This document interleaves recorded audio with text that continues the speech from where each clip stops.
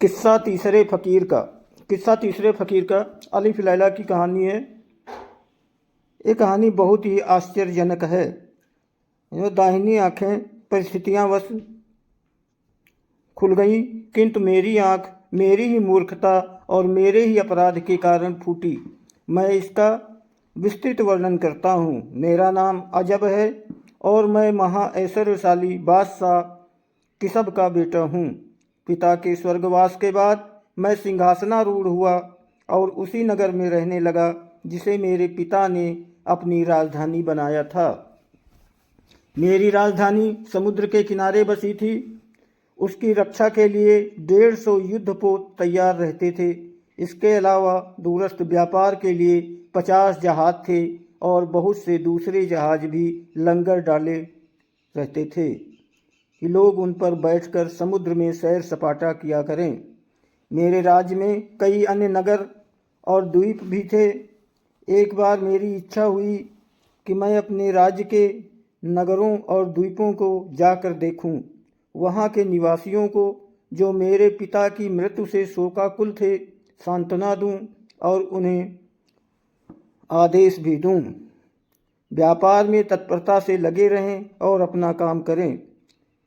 मैं जहाज चलाना सीखूं, इस उद्देश्य से मैं एक बड़े जहाज पर सवार होकर चला। मेरे जहाज के साथ 10 जहाज और चल रहे थे। 40 दिन तक वायु हमारे अनुकूल रही, किंतु फिर ऐसा तूफान आया कि हम जीवन की आशा खो बैठे। दूसरे दिन आकाश साफ हो गया। हम लोग एक द्वीप पर उतर पड़े। 2 दिन आराम करने के और जहाज के भंडार भरने के बाद हम फिर चले। आशा थी कि 10 दिन में हम अपने देश को वापस पहुंच जाएंगे, किंतु ऐसा ना हुआ। कारण ये था कि जहाज एक अन्य तूफान में रास्ते में भटक गए। हमारे कप्तान ने एक आदमी को मस्तूल पर चढ़ाया कि शायद कहीं ज़मीन दिखाई दे। उसने बताया कि दाईं तरफ कोई काली सी वस्तु दिखाई दे रही है, शायद भूमि हो। लेकिन ये सुनकर कप्तान सिर पीटने लगे और बाल नोचने लगा और बोला, हे स्वामी, अब हम सब खत्म हो जाएंगे, हमारे बचने का कोई उपाय नहीं है। ये कहकर वो और बुरी तरह रोने पीटने लगा। उसकी ये दशा देखकर अन्य माझी भी घबरा गए। मैंने हैरान होकर कप्तान से पूछा कि हम क्यों समाप्त हो जाएंगे। उसने बताया कि तूफान के कारण हमें दिशा ज्ञान नहीं रहा और हम मार्ग से भटक गए और अब हवा के कारण हमारा जहाज उस काली वस्तु के पास जा पहुंचेगा। वो एक चुंबक है, चुंबक का पहाड़ है। जहाज वहां पहुंचेगा तो उसकी सारी कीलें और लोह पट्टिकाएं लकड़ी से अलग होकर उससे जा चिपकेंगी और जहाज टुकड़े टुकड़े हो जाएगा। चुंबक पत्थर में ये गुण होता है कि वो लोहे को आकृष्ट करता है और जैसे जैसे लोहा उसके समीप आता है चुंबक की शक्ति बढ़ जाती है। सैकड़ों जहाज़ों के लोहे के टुकड़े चिपके हैं, जिनके कारण वो ऊपर से नीचे तक लोहे के टुकड़ों से ढका गया है और रंग में काला दिखाई देता है। कहते हैं ये पहाड़ बहुत ऊंचा है, उसके सभी के किनारों ढलवा हैं। उसकी चोटी पर एक बहुत बड़ा पीतल के गोल और मोटी चादर है जो पीतल के खंभों पर टिकी हुई है। उस चादर पर एक घुड़सवार की मूर्ति पीतल की बनी हुई है। सवार की छाती पर एक शीशे की तख्ती लगी है जिस पर कुछ जादू के अक्षर खुदे हैं। कहते हैं कि पहाड़ की आकर्षण शक्ति का कारण वही मूर्ति है। ये कहकर कप्तान फिर रोने पीटने लगा और उसके साथ जहाज के दूसरे माझी भी रोने चिल्लाने लगे। मुझे भी लगने लगा कि मेरी उम्र अब खत्म होने को है और मेरी मौत मुझे खींचकर यहाँ लाई है। सभी लोग इस चिंता में पड़े कि कैसे अपने प्राणों की रक्षा करें। वो लोग ये भी कहने लगे कि जो कोई हमारे प्राण बचाए हम सदा के लिए उसके गुलाम हो जाएंगे। सबने कोई न कोई उपाय सोच लिया। सुबह को हमारा जहाज एक काले पहाड़ के सामने जा पहुंचा। उसे देखकर सबके छक्के छूट गए और जो उपाय लोगों ने बचाव के लिए सोचे थे सब भूल गए और जहाज में ऐसा करुण क्रंदन होने लगा जिसका ठिकाना न था। दोपहर को वही हुआ जो अनुभवी कप्तान ने कहा था, यानी पहाड़ ने जहाज़ों को अपनी ओर से खींचा कि उनकी कीलें और लोहे की दूसरी चीज़ें उड़ उड़ कर पहाड़ से चिपकने लगीं। जहाज़ों के टूटने से महाभयानक शब्द होने लगा और कुछ ही क्षणों में 11 जहाज सागर तल में समा गए।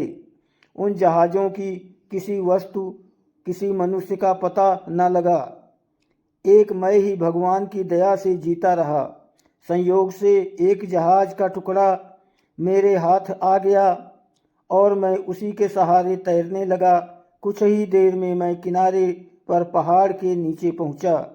मैं पहाड़ पर चढ़कर सुरक्षित होना चाहता था, लेकिन वो ऐसी खड़ी ढलान का पहाड़ था कि कहीं ऊपर जाने की गुंजाइश ही नहीं मालूम होती थी।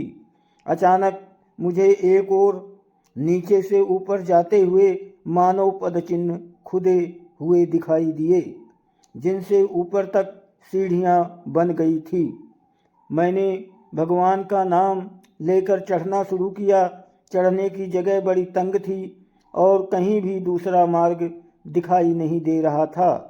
साथ ही हवा इतने वेग से चल रही थी कि प्रतिक्षण गिरने का भय था, लेकिन भगवान की कृपा से मैं धीरे धीरे ऊपर तक जा पहुंचा और पीतल के गोले के अंदर जाकर भगवान को धन्यवाद देने लगा कि उसने इतनी कठिन परिस्थितियों में भी मुझे जीवित रखा। रात हो गई थी, इसलिए उसी वृत्त के अंदर लेटकर सो गया। स्वप्न में देखा मुझसे एक बूढ़ा कह रहा है, ए अजब, जागने पर अपने पाँवों के नीचे की भूमि खोदना, तुम्हें एक पीतल का धनुष और शीशे के 3 बाण मिलेंगे। वे तीनों तीर घोड़े पर सवार मूर्ति को मारना, इससे मूर्ति समुद्र में जा गिरेगी और घोड़ा तेरे पैरों के पास आ गिरेगा। तुम घोड़े को वहीं भूमि में गाड़ देना। उसके बाद समुद्र में तूफान आएगा और वो चढ़ने लगेगा, यहाँ तक कि तुम्हारे पास आ जाएगा और एक छोटी नाव से तुम एक अन्य समुद्र में पहुँच जाओगे और फिर अपने नगर को पहुँच जाओगे। लेकिन खबरदार, इस सारे समय में भगवान का नाम बिल्कुल नहीं लेना। इसके बाद मेरी आँख खुल गई। मैं अपने छुटकारे का उपाय जानकर अति प्रसन्न हुआ। बूढ़े के कहने के अनुसार धरती को खोदा तो उसमें से 3 बाण और धनुष निकले। मैंने कमान से तीनों तीर पीतल के घुड़सवार पर छोड़े।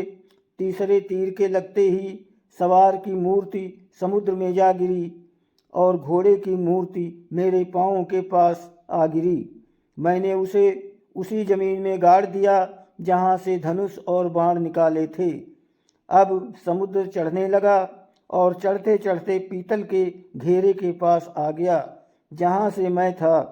वहाँ एक नाव भी आ गई जिसमें पीतल का माझी बैठा था। मैं नाव पर बैठ गया। वृद्ध पुरुष की हिदायत को ध्यान में रखकर मैंने भगवान का नाम न लिया, बल्कि अपना मुंह बंद ही रखा। पीतल का माझी 9 दिन तक नाव चलाता रहा और ऐसे यहाँ आसपास कई द्वीप दिखाई दे रहे थे। वहाँ बहुत कठिनाई हो रही थी और कठिनाइयों से उबर जाऊंगा, और इसी दशा में भगवान को धन्यवाद दे बैठा। तुरंत ही माझी समेत वो नाव समुद्र में डूब गई। अब मैं फिर तैरने लगा और एक द्वीप की ओर जाने लगा।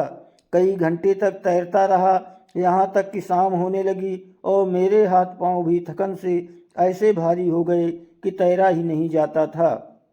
ऐसे ही में एक बड़ी भारी लहर आई और उसने मुझे तट पर ला फेंका। मैं दौड़कर आगे चला गया कि कहीं दूसरी लहर आकर मुझे वापस समुद्र में न खींच ले जाए। मैंने अपने कपड़े उतारकर निचोड़ा और हवा में हिलाकर सुखाए। फिर मैं इधर उधर घूमकर देखने लगा। कई फल वाले पेड़ दिखाई दिए, लेकिन वहाँ आदमी कोई नहीं दिखाई दिया। मैंने कई फल खाए और इस तरह अपनी भूख और थकान दूर की। इसके बाद मैंने अपनी चिंता छोड़ दी और सोचा कि जो भगवान करेगा ठीक होगा। थोड़ी देर बाद देखा कि एक छोटा सा जहाज पाल उड़ाता हुआ उस द्वीप की ओर आ रहा है। पहले मैंने सोचा कि वो तट पर आए तो मैं उसके पास जाऊं। फिर सोचा कि अच्छी तरह देख लेना चाहिए, ऐसा तो नहीं कि उसमें लुटेरे हों या मेरे शत्रु हों, इसलिए मैं एक घने और ऊंचे पेड़ पर चढ़ गया और छुप कर बैठ गया और ध्यानपूर्वक देखने लगा कि जहाज के लोग क्या करते हैं। कुछ ही देर में जहाज किनारे पर रुका और उसमें से बहुत से आदमी फावड़े और दूसरे औजार लेकर निकले। फिर वे कुछ दूर जाकर भूमि खोदने लगे। दोस्तों, वीडियो को लाइक और सब्सक्राइब करें, आपकी बहुत मेहरबानी होगी। धन्यवाद।